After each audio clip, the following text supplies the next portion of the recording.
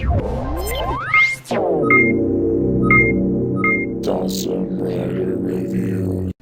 YouTube, Awesome Rider here with my review of the Power Rangers Legacy Figures Wave 2. Sort of a notable review for me, mainly because when I recorded the first wave, I was in between cameras because my other one broke, and I had it on my iPad, and now I got my fancy schmancy new camera, which is not that fancy and schmancy, but it's cool. Anyway, I don't know I'm talking about this. So this review's also taken me a while to get out, partly because Ninja Steel and movie stuff hit around the same time. I'm not even sure when this is going to upload into relation when I'm recording it now.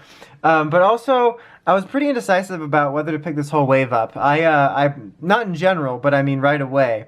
I picked these two up fairly early on ToysRUs.com because they had a sale for a few dollars off. Now, it was these three right here that I was apprehensive about picking up, and that is because their belts are silver. Their belts are supposed to be white in the show. So that was kind of bothersome, and it's kind of a weird thing, because when you're a reviewer, you want to pick them up to get the reviews out, but then the collector in me wanted to wait and see if they fix it, so it was kind of a back and forth between that, and I wound up picking them up because I wanted to be done with it, and also because I went through a trip where I didn't find anything, and I wanted to come home with something.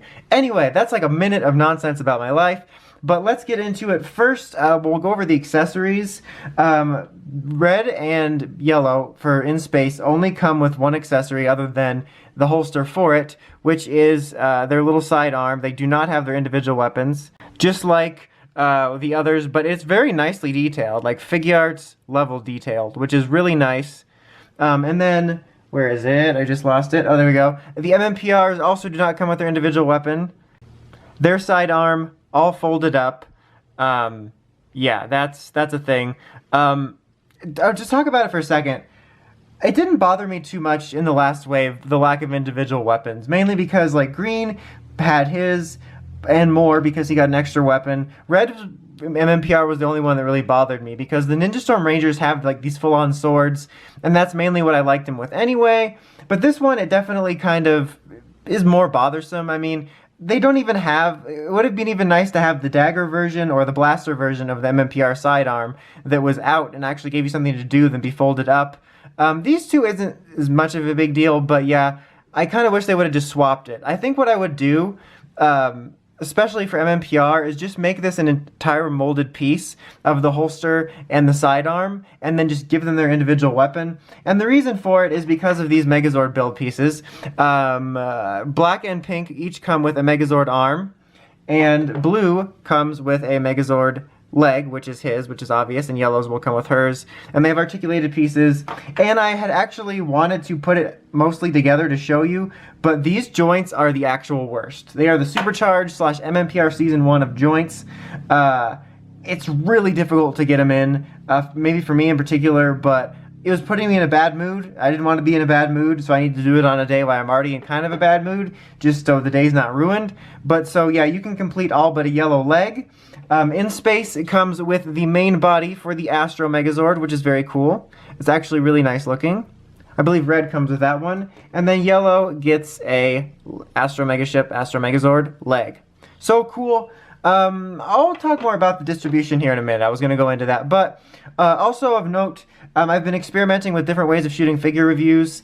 I don't know if the Ninja Steel figures would have come out by now. But the point is, I'm going to stick to my old style for this one because I'm working on some things I don't have ready yet. So yeah, let's go ahead and get started. Let's just go right to left because I said so. So we got Ashley here. In Space Yellow. Now, the In Space ones are my most excited piece from these because In Space is my favorite series, and they have yet to get a proper figure in some time outside of the original muscly ones, and I think they look really good. For the most part, in general, I still really like these figures look-wise. The proportions on the helmets are very well done. The details is nice. Is nice.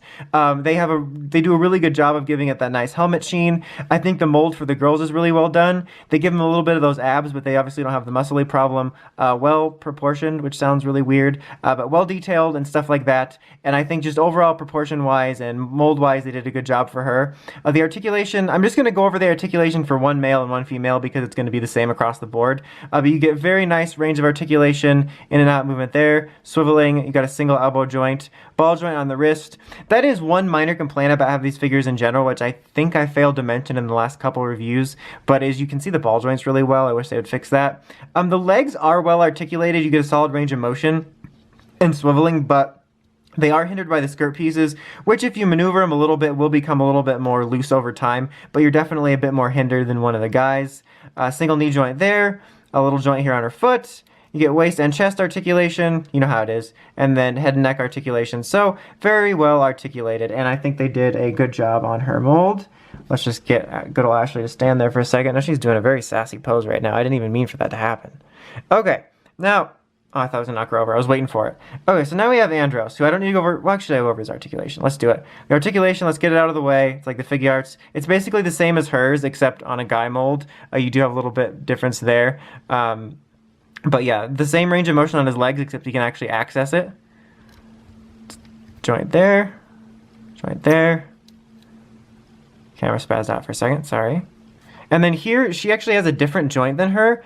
She's got a more well-rounded sort of typical more figure arts like joint, and he's got the up and down joint, so it's a little bit different there. But I at least like that they didn't cut off this. They kept this piece intact, which is nice.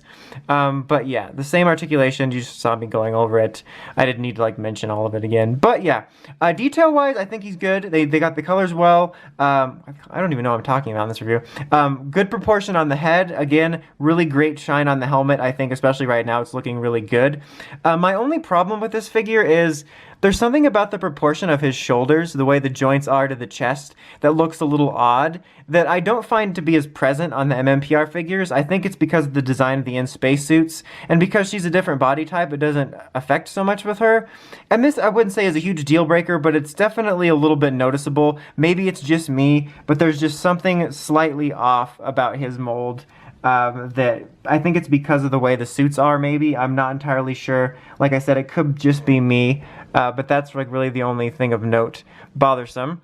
Alright, now here we have MMPR Black, my personal favorite suit from this series, so I was very excited for this. Again, I think it looks very good. Really nice job on the helmet. Good proportions there.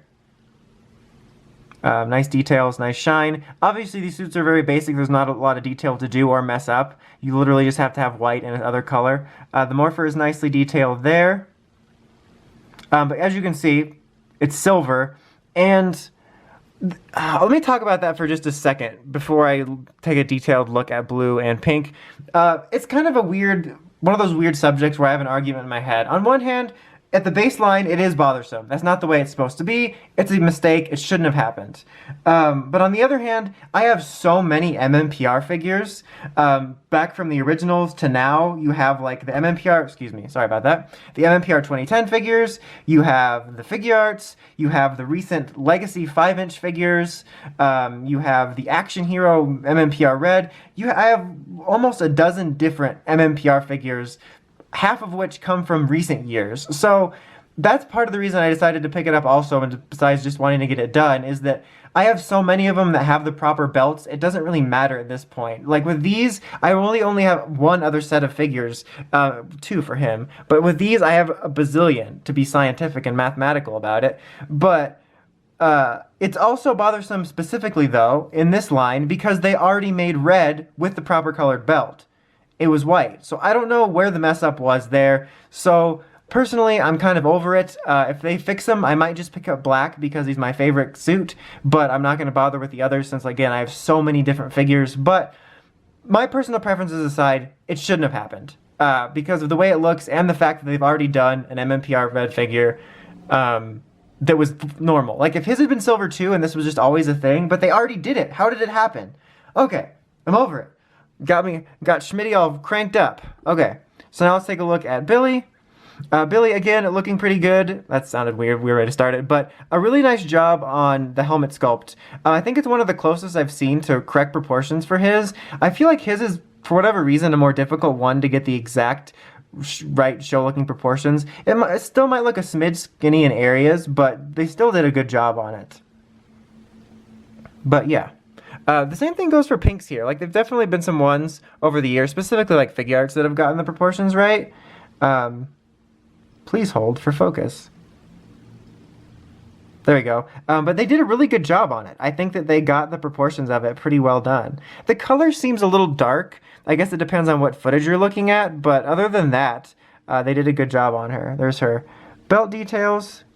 But yeah, overall, nicely done.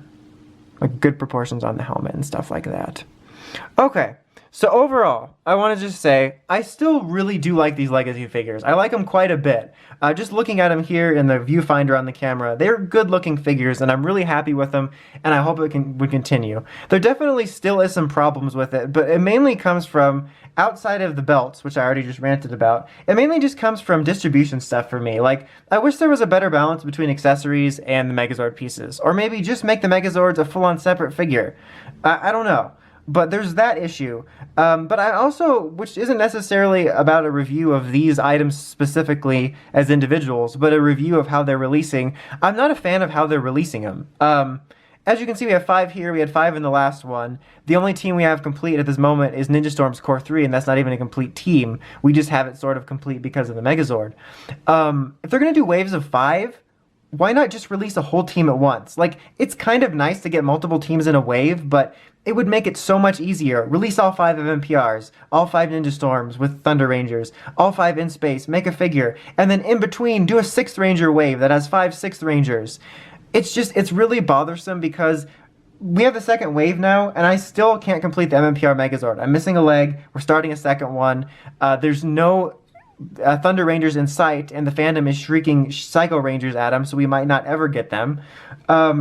I just don't think they're doing it correctly. I wish that it was just more concise so we could get the Megazord builds faster, get complete teams faster. Plus, if and when this line gets canceled, we're going to end up with some sort of odd man out that doesn't get a release. So I'm just not a fan of the distribution of it at the moment, but that's not about these figures specifically. End of rant number 2. But for these figures, these are still nice figures that I really like. My only minor complaint is about the way his proportions look, but other than that, if you're an in-space fan, I can definitely recommend these. These are the nicest figures this series has ever gotten. These 3 are also still very nice figures. At the moment though, if it does bother you, I would wait a little bit to see if they have plans to have a release that fixes the white belt. If they don't, then it's up to you, but I would recommend being a little bit patient because they do tend to fix things like this. But anyway, that's about it. Sorry for the ranting. Until next time, make sure you check out the Thursday podcast at writersrangerebels.com. And of course, don't forget to like, comment, subscribe. Till next time, Dawson Writer, signing out.